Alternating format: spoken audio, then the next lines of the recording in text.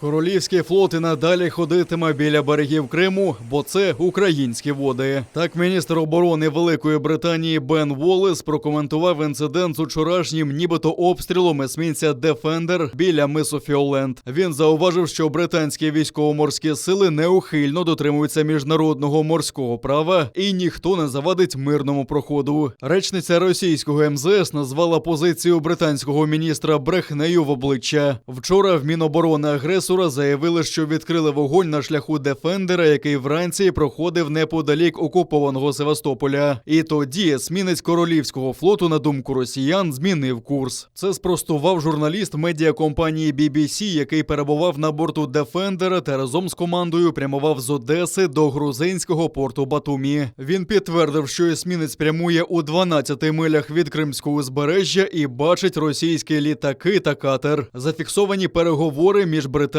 та російськими кораблями. Від екіпажу агресора лунали погрози, що у разі, якщо не буде змінено курс, відкриють вогонь. Команда «Дефендера» приготувалася дати бій, але зіткнення не сталося, і есмінець прямував своїм шляхом.